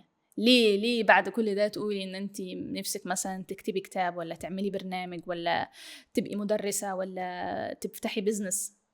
عشان عندي نفس ذات الرغبة اللي مخليك تعمل نفس الحاجات. سواء أني بتعايش، أنا عايزة أعيش، أو عايزة أطور من الليفل اللي أنا عايشة فيه، ممكن يكون الليفل ده مش عاجبني، عايزة حاجة أحسن، أو بدور على حاجة كل يوم تخليني عايزة أصحى. يعني أنا مثلا بتعب من الشغل جدا لما بشتغل الوظائف اللي هي العادية. اللي هي من 9 ل5 دي بتعب جدا، ولكن ببقى مستمتعة وبحس نفسي ان انا محظوظة شاطر، عندي حاجة تانية يعني سايد هاسل تانية، اليوتيوب والحاجات دي. انا ممكن اكون في غنى عن كل ده يعني عادي جدا. بابايا مش هيبقى عنده اي مشكلة لو قلت له انا هسيب كل حاجة، عادي مش هيقول لي حاجة.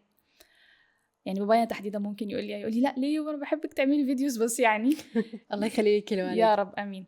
لكن الانسان عايز يحس انه عمل حاجه، يعني عايز احس اني اضفت شيء للبشريه. ف نفسي بس الناس تفهم الجزئيه دي. شاطر ليه عايزه تشتغلي؟ انسانه يعني انسانه. ممتع ان الانسان حتى لو عنده ثروه بس اخدت 1000 جنيه بتاعتي تماما. الناس مش بيحسوا بانه الستات بتحس الحاجات دي. لا، دي مشاعر محصورة على فئة معينة من البشر. انتوا اكيد مش بتحسوا كده. لا، بنحس كده يعني. فهي تجربة إنسانية، يعني مش تجربة مثلا نسائية ولا تجربة رجالية.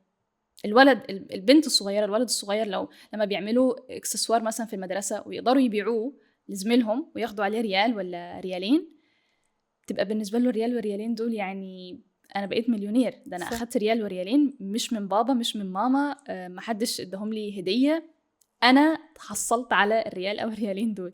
بحس الناس مش بتفهم الموضوع ده، رغم ان هي زي ما قلت لك تجربه انسانيه يعني. صحيح. والله ابغى اقول لك شيء، يعني انا قبل وفاه بابا باسبوع تقريبا عرفتي هو كان في غيبوبه، عرفتي الاستفاقه اللي تجي قبل الموت. وانا كنت عارفه يعني من اول ما مرض، وانا اي نويت خلاص قلبي قال لي انه الاجل، فكنت يعني هيأت نفسي للموضوع. جاء سأل عن مفتاح السياره وكتب، ما كان يتكلم، كتب وين سياره رقيه. انا بالنسبه لي هذه كان مؤشر انه كانه ايد خلاص اداكي الاوكي ايد رضا تام عن عملي، ويعني طريقي اللي انا كنت اخوضه في وجوده كان يعني كان ضده. حتى الناس بعد ما توفى ابوكي كان يرفض حرام، قلت لهم انتم ما تعرفوا ايش قصتي، وابويا قبل يتوفى هو اعطاني الاوكي، وانا كتب كتابه الاشياء واعطاني مفتاح السياره حقته. فانتي فاهمه ادرك هو متى. أيوة. متى الادراك انه، والقصه انه احنا عمي في بريطانيا طول حياته، وتعرفي اي ورث او اي مال اصلا بعد وفاه الشخص لازم بحضور الورثه كلهم. ففي فتره طويله ما نقدر نقرب من الورث اصلا الى ما تحل قضيته. تخيل لو احنا مثلا اختي كل واحده فينا ما عندها شغل او وظيفه، ايش كان ممكن يصير؟ وهذه انا قاعده احكي تجربتي الحقيقيه عشان اقول لهم ترى في مئات البنات نفس التجربه. انت مهما كنت يا رجل انسان عظيم ومعطاء وقوي وتملك من الخيرات ما تملكه ومأمن بنتك، علمها السباحه، حسن التصرف. علمها السباحه عشان في يوم ممكن تطيح في البحر، مو عشان انت تبغاها تطيح. الله لا يحط أي بنت أبداً في هذه التجربة. أتمنى أن كل البنات يعني، وهذا لن يحدث لأن الحياة بديدنها فيها الطالع والنازل، ولكن بعد كل هالكلام لا تعطيني سمكة، علمني كيف أصطاد. بالضبط. بس يعني أنا مستغربة بعد كل هذا الكلام وهذه القصص، سواء الدليل الموجود أو حتى النظرة المحايدة، كيف في ناس ضد النسوية يقولوا لا النساء يجب أن يعني عادي بيمارسوا حريتهم في رفض الأشياء يعني. أوكي، لا نتقبل وجود الشخص الآخر. يعني أنا أحس الحين صار عندي أكثر تقبل إلى رفض النسوية حتى. يعني رفضها ما صار يزعلني، إنه أوكي أرفضها، أنت لك الحق تعيش حياتك بطريقتك، بس مو من حقك تخليني بالشكل اللي تبغاه، ولا أنا حقي إنه أخليك بالشكل اللي أبغاه. وإذا أنت حترتبط بإنسانة فأكيد في إنسانة تنتمي لنفس المنطق حقك، وأنا أكيد في يوم من الأيام راح ألتقي برجل يؤمن بالقضية اللي أؤمن فيها، أو حتى لو ما حد لقى أحد في الأخير أنا متسقة مع ما أشعر فيه وما أعيشه فعليا، بدون محاولة تجميل أو عيش لبس قالب غير القالب الحقيقي. طيب شوفي الحين إحنا يعني تكلمنا عن الموضوع بشكل يعني أحس إنه لسه النسوية هذا يعني على مر التاريخ كتيبات وكتب وأبحاث، فيستحيل إنه ساعة ممكن تغطي كل محاور النسوية. ولكن خلينا نسوي فوكس شوية. أبغى أعرف منك، هل في شخصيات في التاريخ رجال دعموا الحراك النسوي؟ طبعا. خليني أقول لك حاجة، حصول أي فئة من الناس على حقوقها بنسبة 80% بيعتمد على الأشخاص دي، إن هم يطالبوا بحقوقهم، هم ينظروا للفكرة بتاعتهم، هم بيموتوا بيحاربوا بيتظاهروا إلى آخره. ولكن ما فيش أي حراك بيتطور بينتقل واحدة واحدة واحدة إلا إذا كان في 20% من الطرف الثاني اللي هو أصلا الفئة اللي انتي بتتهميهم بالظلم مؤمنين بالقضية بتاعت الطرف الآخر. واو. يعني على الأقل اللي أنا شفته، ممكن يكون حصل في التاريخ حاجة عكس كده، بس على الأقل اللي أنا شفته ما كانش هيقدر مثلا ذوي البشرة السوداء إن هم يحققوا أي شيء إلا إذا كان في ناس من ذوي البشرة البيضاء مؤمنين دول حقهم كذا، مش لأنه تعاطفا منهم ولا لأنه هنتصدق عليكم، ولكن لأنه الناس دي شايفين إن في مصلحة كبرى تعم على المجتمع لو الناس دي أصبحوا ممكنين. فبالتالي أنا هستخدم البريفيليج بتاعي، هستخدم الامتيازات بتاعتي في إن أنا أوصل صوتكم، إن أنا أوصلكم للمناصب اللي أنتوا بتفهموها عايزين تتولوها عشان خاطر تساعدوا نفسكم. ما فيش أي حراك بيحصل في العالم وبيتطور إلا إذا الطرف الثاني كان مؤمن بهذا الشيء، مؤمن بقى بمصلحة شخصية، مؤمن لأنه عنده نظرة للوطن. فمثلا مسؤول سياسي عنده نظرة إنه أنا لازم أعمل كده دلوقتي عشان خاطر أنا عايز بلدي توصل للشكل الفلاني بعد 100 سنة، أو حتى بشكل ودي. يعني لو ما كانش مثلا ماري كوري عالمة الكيمياء المعروفة اللي أخذت نوبل، لو ما كانش جوزها مؤمن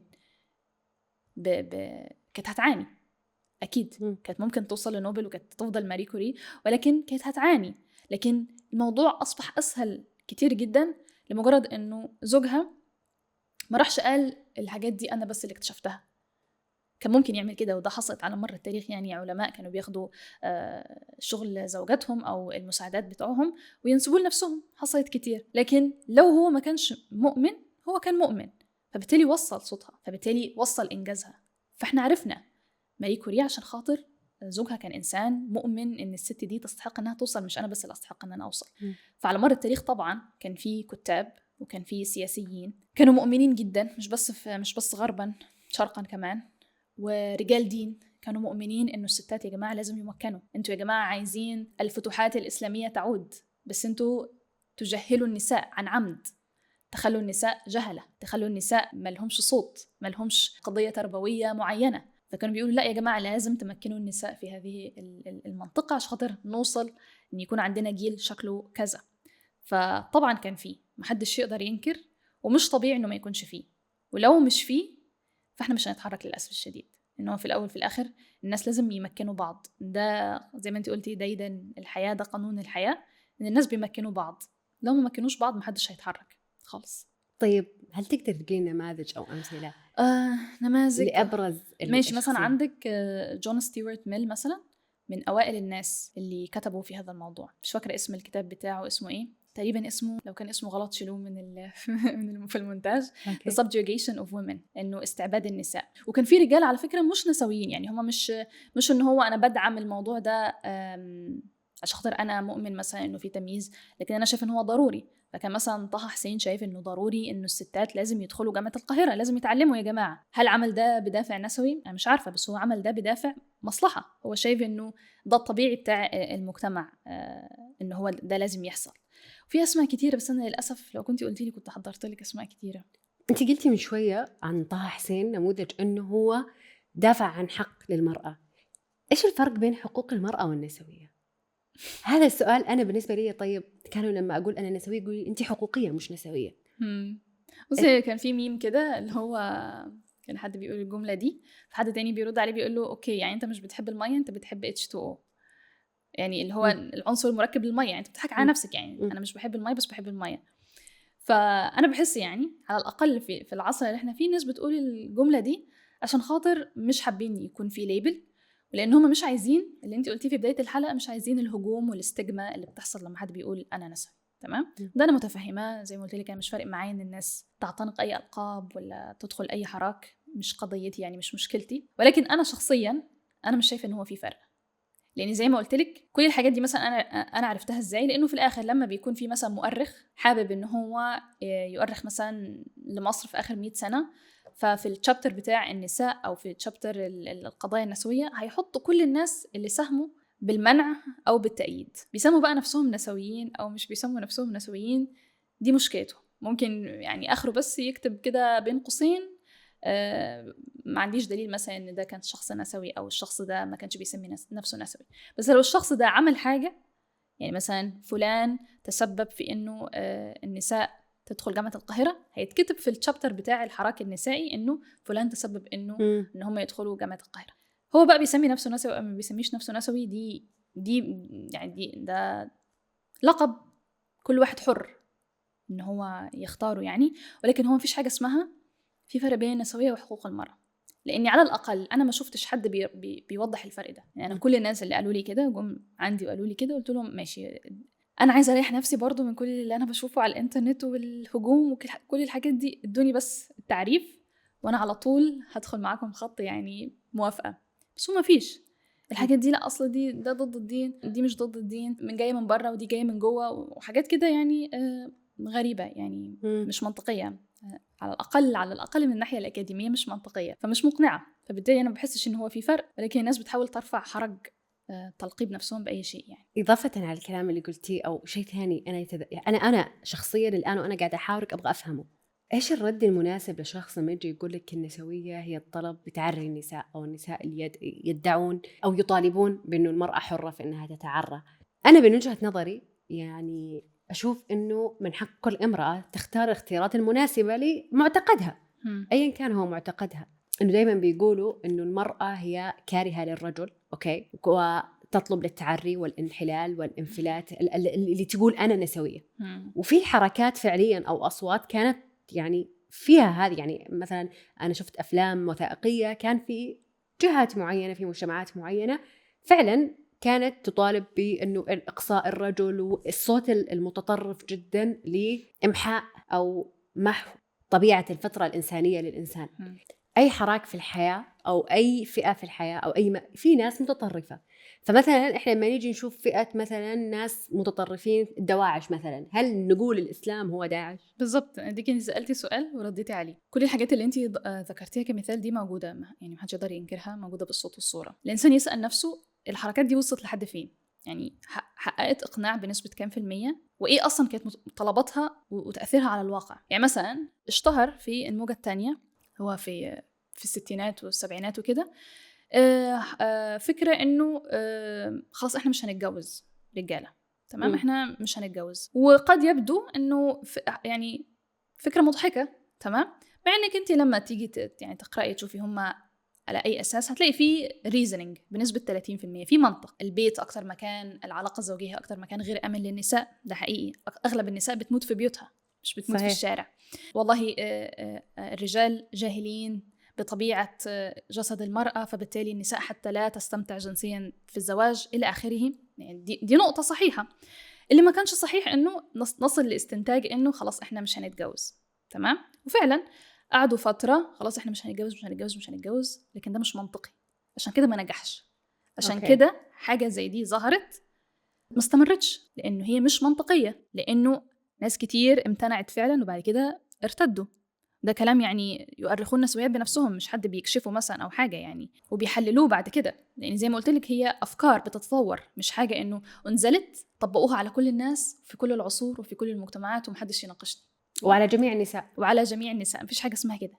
فأي حاجة في الحياة فيها تطرف، لكن الإنسان بيسأل نفسه ماشي التطرف ده وصل لحد فين؟ حققوا بيه إيه؟ مين اللي مقتنع بيه؟ وصل أصلا مجتمع ولا لسه؟ يعني الناس اللي تيجي تقول ده في نسويات بيطالبوا بحق المرأة في التعري، أصلا لو ما كانش، لو النساء دي في هذا البلد مثلا، خلينا نقول فرنسا مثلا، هم عندهم هذا الحق أصلا. يعني عندهم حق إنه الرجل يستطيع أن يتعرى، المرأة تستطيع أن تتعرى، يمكن عندهم أماكن كمان لممارسة هذا النشاط. فكون إن في مثلا نسويات استخدموه كحركة ضغط أو حركة سياسية ومرسوم مثلا في الشارع، فهم أصلا كان عندهم هذا الحق. لكن أنت مثلا تيجي مثلا في بلد زي مصر أو في السعودية أو في أي مكان، هو أصلا محدش عنده هذا الحق. لو راجل طلع تعرى في الشارع يتقبض عليه. فهو بالتالي يعني حتى لو الفكرة دي موجودة، المنطق بيقول إن هي مش هتتحقق حتى في بلدك. أنت بتتكلم مجتمع مختلف تماما، بتتكلم قوانين مختلفة تماما، ومهما الإنسان قاعد يطالب بقوانين معينة أو حريات معينة، هو مستحيل يخرج برا الحرية اللي هيسمح له بيها الدستور بتاع الدولة اللي هو فيها. صح، فهمتي؟ فهو محدش هيعمل حاجة مش مسموح بيها in general. فالأفكار بتاعت اللي هي الحاجات المتطرفة دي تسليط الضوء عليها سليم ومنطقي وطبيعي، ولكن استخدامها ككارت كل ما حد يجي يتكلم في حاجة، ده تصيد، يعني تصيد لا غير بالنسبة لي. يعني لما تكوني انت قاعدة بتتكلمي في فيديو ولا في أي مكان عن حادثة حصلت ولا حقوق طبيعية وعادية، وبعد كده تلاقي حد كاتب كومنت زي ده، لا يعني انت يعني حق يراد به باطل. أوكي. يعني انت بتضحك على نفسك، انت عارف ان الحاجات دي مش هتحصل ونسبة حدوثها ضئيلة جدا، ولو حصلت هيكون في مقاومة بدءا من رئيس الدولة لحد أصغر فرد في المجتمع، لأنه محدش هيوافق على الممارسة دي، ومحدش هيقدر يجبر حد ان هو ما يتجوزش. يعني أنا ممكن أعمل، أنا وانت بكرة نعمل حراك في مصر، الموضوع ما كانش ليه علاقة بأمريكا ولا في الستينات ولا أي حاجة، أنا ورقية مش هنتجوز يا جماعة. هتعملي إيه؟ هتجبري مين ما يتجوزش؟ هتدخلي أفراح الناس تفرقيهم، تقولي لا ما تتجوزيش؟ هتعتقلي المأذونين إنه خلاص مش يبقى فيه مأذونين فبالتالي مش يبقى فيه جواز؟ هتقفلي صلاة الأفراح؟ ما تقدريش تتحكمي في حاجة زي دي، إنك أنت عايزة الناس ما تتجوزش. أقصى ما تستطيعي إنك تعمليه إنك أنت تطبقي ده على نفسك. خلاص أنت شايفة إنه السعادة في عدم الارتباط برجال نهائيا، good for you. محدش يقدر يمنعك، محدش يقدر يمنع واحدة إنها تتجوز، محدش يقدر يمنع واحدة إنها ما تتجوزش. صح. فهمتي؟ أو يجبروا شخص على بالضبط. طبعا باختلاف القصص الاستثنائية اللي فيه إجبار، يعني بطريقة غير قانونية أصلا، إنه حتى القانون لا يسمح بإجبار ولا دينيا حتى. بالضبط. نضال، أنا مرة سعيدة وحقيقي يعني أبغى أقول لك إنه سعادتي فعلا وأنا قاعدة أتحاور معاكي كإنسان. الحجة اللي بيستخدمها كل الناس بانفلات النسويات أو انفلات الأصوات النسائية الداعمة لهذا الحراك أو لهذا التوجه، إنها منحلة وتسهر وتمدري إيش وعلى علاقات وتبغى تعيش يعني على زي ما يقولوا على حل شعرها. أوكي. فلما أشوفك أنت نموذج قوي ومتمسكة مثلا باعتقادك في الوقت الحالي، يعني خلينا نتكلم على الوقت الحالي، أنت من أسرة ولله الحمد داعمة، وأنت قلتي إنه بابا بيقولي نزلي فيديوهات، وهذا النموذج اللي أنا قاعدة أسلط الضوء عليه في الفيم توكس كلها، إنه ترى في نماذج سوية، ترى الصورة الغير سوية. كون أني أتكلم بهالصوت مو معناها أني غير سوية، هناك نماذج غير سوية وإحنا نحاول إنقاذ هذه أو المساهمة حتى لو بزرع فسيلة في الطريق، أنه إحنا ننقذ فتيات كثير. فكان هذا المعيار الأساسي اللي اخترته لما جيت أقول أنا أبغى أتحاور مع نضال وأسمع منها، أبغى أسمع الجانب السوي يعني أو المحايد. لأنه أنا مثلا أنا مستحيل أقدر أقولك أقدر أتكلم في الوقت الحالي بشكل محايد، لأني حتكلم بشكل زي ما قلت لك قبل أنه أنا صاحبة تجربة، فحبدأ أقول الرجال ظالمين والرجال لأنه أنا مثلا انظلمت ذات يوم من رجل، أو ما أقدر أقول لهم طب روحي أنت التزمي بالدين ولا روحي تحجبي،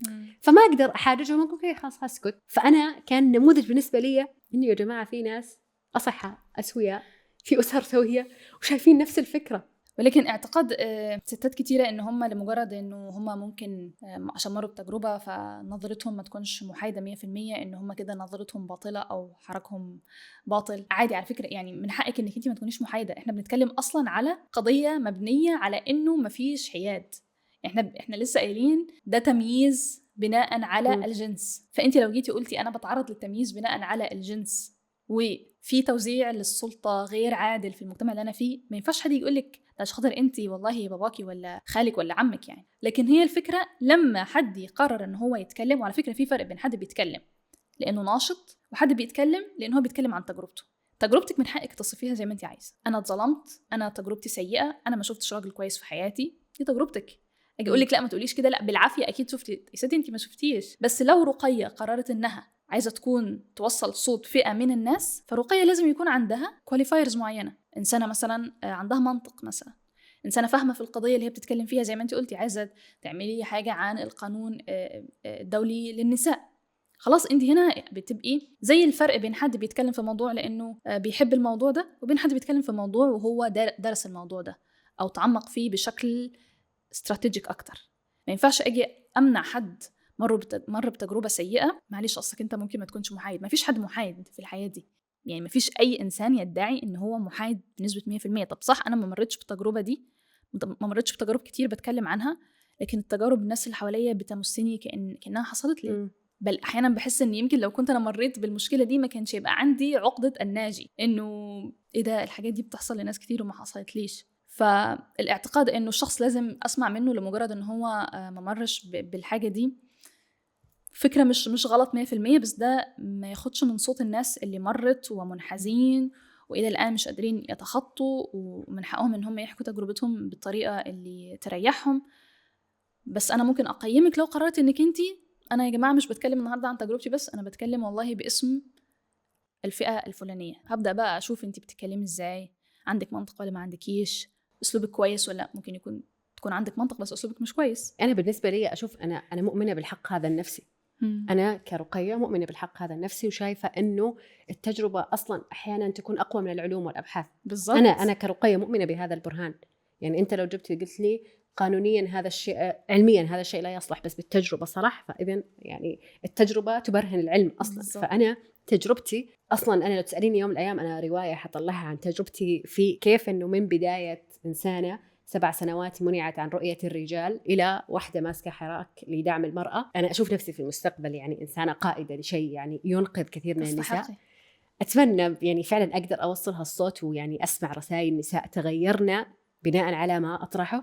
لكن أنا أتكلم بالنسبة لعقلية المشاهد أو الرد على حجة المشاهد اللي يقول التجربة ليست برهان. التجربة برهان طبعا. ورد على شيء ممكن واحدة من البنات تقول عشان أنتي، فأقولها لا، أنتي حتى لو ما مريتي بهالتجربة هذه عندك إنسانة نضال. وننوه، أنتي مرة في ستورياتك قلتي إنك تحضرين رسالة الماجستير وموضوعها النساء في الحروب، gender and conflict. صحيح. فأنتي صاحب باحثة وتعتبري رسالتك الماجستير في المجال، فأنتي صاحبة يعني بالشكل العرفي صاحبة علم أو تخصص في هذا الشيء اللي أنتي قاعدة تقوليه وقاعدة تقول 1 2 3. فأنتي حتى لو أنتي مش متضررة أو مش مأذية أو تعيشين في رفاهية من الرجال اللي حولك، لا تسكتي صوت امرأة متضررة بليز. انطحنت في الحياة، لأنه أنت ما تعرفي الحياة متى تختبرك. صح. وراح تحتاجي في يوم أحد يتكلم بهذا الصوت. ممكن ما تختبرك، ممكن تمس أحد قريب منك، فهل لازم تمسك عشان تصدقيها؟ ده حقيقي، مش منطقي. صح. احنا نتمنى انك لو ما كل واحد قاعد سنة تحصله تجربة عشان خاطر يؤمن بحق الطرف الآخر مثلا في تمكين معين، ما كانش زمان الكوكب ده حصل فيه أي تغير بصراحة. لو أنا قعدت مستنية تحصل لي كل التجارب عشان أؤمن بحقوق كل الناس يعني. واحنا بنحكي تجاربنا عشان انت ما تمري بهالتجربة، عشان نحميكي انت والأخريات من هذه التجربة. لو ما قدرنا ننقذ على الأقل المتضررات، فاحنا نحاول نفهمك انك بليز لا تمري بنفس التجربة. عشان خاطر كمان الرجالة برضو لما تحكي كل ده، صدقيني حتى لو من بره يبدو ان في مقاومة شديدة ومن الرجالة يعني، لكن انتي مش متخيلة قد ايه في رجالة فعلا بتسمع وبتفهم وبيأثر في علاقاتهم دايركت. يعني بيأثر دايركت في تعامله مع بنته ولا تعامله مع خطيبته. ولا انا بتكلم كل دي عن حاجات وصلتني يعني، رسائل اللي هو شكرا عشان خاطر انا من ساعة ما تابعتك مثلا علاقتي مع خطيبتي اتغيرت تماما، او ارجوكي كملي عشان خاطر انا عرفت حاجات عن بنتي ما كنتش عمري ما كنت هعرفها. ففي رجاله كتير بتستفيد كتير فوق ما تتخيلي. وزي ما احنا قلنا يعني الرجل بطبيعه القوه اللي ليه في المجتمع لو استخدمت بشكل شريف ونبيل، مشاكل كتير جدا هتتحل، مشاكل كتير جدا مش هتوجد اصلا، مش هيبقى فيه النوع ده من المشاكل. صحيح. لانه ما بقاش فيه مسبب لهذه المشاكل، فهي مش هتحصل. صح. فالتوعية هنا مش بس على الستات ولا حتى في محاولة إنقاذ شخص ما، احنا بنتكلم عن قضية إنسانية رقم 1 هتنفع كل الناس بشكل أو بآخر. محدش يكره إنه يعيش في مجتمع النساء فيه مبسوطين أو مرتاحين أو آمنين، والرجال فيه كذلك يعني. طبعا نضال، أنا مرة سعيدة كالعادة. أنا يعني أستمتع جدا كل ضيف أحس الحلقة يعني كيف التنوع اللي موجود عند النساء، كيف عقول النساء على هذا الموضوع. الحلقة الأولى لما نزلتها من البرنامج جاني شخص كذا وأنا ماشية في الممر على صوت هادي، قال لي أنا أختي كانت تبغى تروح تدرس وكنت مانعها. بعد ما شفت الحلقة إنه كيف أهل الضيفة هذه سمحوا لها إن هي تروح وتابعوها، أنا قررت بخليها تروح تدرس. كانت يعني عندها بعثة وراح أتابعها كل يوم وأطمن عليها. طلعت كذا عرفتي جسمي قشعر. واو، تأثيرك حتى لو بسيط، حتى لو أنت في ناس فعلا عايزة تسمع، في ناس بس الخطوة بينها وبين التغيير بس إنهم يسمعوا حد بيتكلم بشكل صادق. بس هو مش محتاج أي حاجة، هو بس كان محتاج إن هو يكون في نموذج يشوف أخته فيه في المستقبل. يعني هو أكيد شاف الضيفة دي وحس إنه أنا هكون سعيد لو أختي في يوم من الأيام عندها هذا التمكين، ممكن تقعد على نفس الكرسي بس. فشوفي قد إيه حاجات بسيطة ممكن تخلي الناس تتغير، وحياة الناس، حياة البنت دي خلاص اتغيرت. يعني منحى تاني خلاص يختلف تماما عن المنحى اللي كان موجود قبل الحلقة. بالضبط. وهذا الدور اللي يعني بما فهم توكس تتمناه إنه كل إنسان يؤثر بما يستطيع في المكان اللي هو فيه. الموضوع مش احترم محتاج أختك. ظهور، يعني حتى مش لازم كلنا نبقى نشيطين يا جماعة. بالضبط. مش كل الناس عايزة تبقى نشيطة، مش كل الناس عايزة تصرح، مش كل الناس عايزين يدخلوا معارك. في ناس مش عايزة تدخل معارك بس نفسها تعمل تغيير. بالضبط. التربية حركة بسيطة في التربية، انت هترتب مكانك. اختك مش هتعمل لك حاجة الا اذا هي حبت تساعدك. بس خلاص انت طلعت لنا انسان بعد 30 سنة انسان هترتبط بيه هتقولك شكرا انك انت ربيتي كده. بالضبط. بس وبنت كمان لا تقولين لها إنه اتركي هذا الجزء عشان أخوكي وأنتي كلي بقايا الأكل عشان أخوكي، لازم انتظري أخوكي أول يأكل. كل إنسان يعني راح تطلعي بنت سوية حاسة قادرة تدافع عن حقوقها وتنتصر لنفسها من تفاصيل صغيرة. ما أنتي مضطرة إنك تكوني مطلعة في وجه وباحثة المدفع. وناشطة ومش مضطرة. صحيح. يعني التربية أهم حاجة. بالضبط. شكرا لك نضال، شكرا ليكي. استمتعت جدا بالحوار أنا كمان وسعيدة وفخورة شكراً. اليوم. وبقول هذا الشيء في اليوم اللي أنت رديتي فيه على الانستغرام وأرسلتي لي إيميلك، أنا فعليا قمت أرقص في الغرفة فعليا إنه شكرا. أخيرا الإنسان اللي أنا ألهمتني أكون الشخص اللي أنا عليه الآن في مرحلة معينة أنا راح أقابلها. كثير عليا. شكرا. ربنا يخليكي. شكرا تستاهلي. يعني أنا لو عندي بودكاست أحب أستضيفك. خليني أقول للناس يعني إنه في قصة في أنا قلت لك لما تكلمنا في الزوم، قلت لك أنا مستغربة إن أنتي عايزة تستضيفيني أنا. يعني المفروض أنا أستضيفك، المفروض حد يستضيفك يعني، لأنك تستاهلي يا رقية. ما شاء الله عليك. يعني أتمنى بإذن الله نحن نكون صانعين أثر وقادرين نغير، وأتمنى أني أنا أكون نموذج للأشخاص اللي أقول لهم هناك أمل في آخر النفق، نور حتى لو كنت لا تراه. صح. دائما لما كل مرة كنت أوصل فيها إلى القاع كنت أعرف أنه دائما هناك نور. وكثرة التجربة السقوط للقاع هتعرفي أنه القاع هذا بس بريك، تحتاجي تصلحي، تتعلمي مهارة جديدة، تتعلمي فكرة جديدة، تصلحي معتقد عندك، تصلحي سلوك عندك، بعدين تطلعي مرة ثانية لفوق. فأتمنى أن إحنا نكون على الأقل بصيص أمل أنه كثير من النساء يعيشون في ظلام وما عندهم معرفة كيف يشوفوا النور.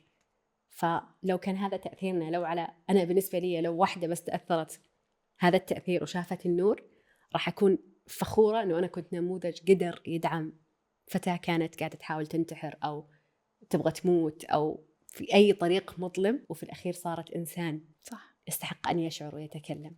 شكرا لك نضال. شكرا لك يا رقية. أنا مبسوطة حقيقي. وأنا كمان.